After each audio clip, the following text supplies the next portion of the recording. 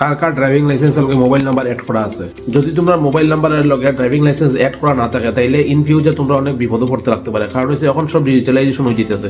আস্তে আস্তে তোমরা যে গাড়ি বা বাইক আছে এটি ইন ফিউচার যদি নাম ট্রান্সফার করতে যাও তখন তোমার ড্রাইভিং লাইসেন্স দিতে লাগবে। আবার তো ড্রাইভিং লাইসেন্সের জায়গা লগে তোমার ড্রাইভিং লাইসেন্সের লগে এড নাম্বার যে মোবাইল নাম্বারটা থাকবে এই মোবাইল নাম্বারটাও দিতে লাগবে। তো এখন থেকে যদি তুমি মোবাইল নাম্বারটা এড না করে রাখো তাহলে ইন ফিউচার তোমার অনেক প্রবলেম হইতে পারে। তো কেমনে মোবাইল নাম্বারটা ড্রাইভিং লাইসেন্সের লগে এড করে চলে গেলেই তোমার যে মুখে আমরা গুগলে গিয়ে লিখবো এখানে পরিবহন লেখার পরে যে ফার্স্ট অপশনটা খুলবো এই অপশনে আমরা ক্লিক করবো। এখানে দেখো এবার একটা পেজ খুলছে।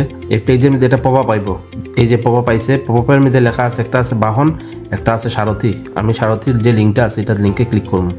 তারপরে দেখো এই পেজটা আছে। এই পেজটার মধ্যে লেখা আছে ইয়োর ডিএল নাম্বার, মানে তোমার driving licence number, date of birth, DL holder, last transaction, state, capture.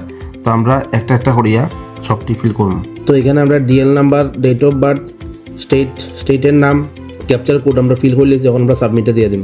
তারপর দেখো এখানে একটা নেক্সট পেজ আছে। নেক্সট পেজের মধ্যে দেওয়া আছে ভার্চুয়াল আইডি আর নাইলে আধার কার্ড নাম্বার। তো আমরা আধার কার্ড নাম্বারে ক্লিক করবো। তো আমরা এখানে আধার কার্ডের যে নাম্বার আছে এই আধার কার্ডের নাম্বারটা এখানে দিব।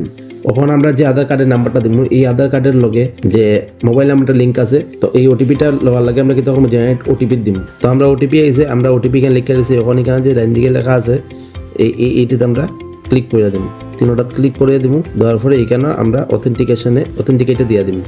অথেন্টিকেটে দেওয়ার পরে দেখো এখানে আমার যত ডিটেলস আছে লাইসেন্সের, ড্রাইভিং লাইসেন্সের সব ডিটেলস কিন্তু আমার আই পড়ছে। প্রসিডে দেওয়ার পরে এখানে দেখো একটা পেজ আছে।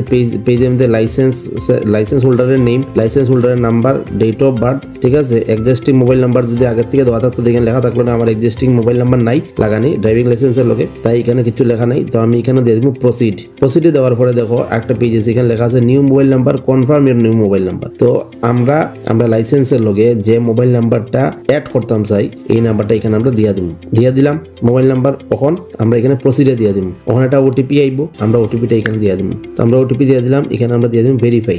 আমরা ওটিপি ভেরিফাই হয়ে গেছে। এখন আবার এখানে আমরা দিয়ে দিব প্রসিডে। তো দেখো এখানে লেখা আছে সাকসেসফুলি আপডেটেড লাইসেন্স নাম্বার, এত licence number with mobile number এত দিয়া। আমরা এটার মানে হয়েছে গিয়া মানে আমরা লাইসেন্সের লগে আমরা যে এখন মোবাইল নাম্বারটা দিচ্ছি এই মোবাইল নাম্বারটা অ্যাড হয়ে গেছে। তো ইন ফিউচার আমরা গাড়ি ট্রান্সফার, নাম ট্রান্সফার বা লাইসেন্সের অ্যাড্রেস চেঞ্জ করতে বা লাইসেন্সে কিছু চেঞ্জ করতে লাগে আমরা মোবাইল দিয়ে অনলাইন ঘরে বইয়ে আমরা সব করতে পারবো। যদি আপনারা এই ধরনের ইনফরমেটিভ ভিডিওস ভালো লাগে থাকে তাহলে একটা পেজটারে ফলো দিবা আর একটা কমেন্ট করে আপনার প্রতিক্রিয়া জানাই যাইবা।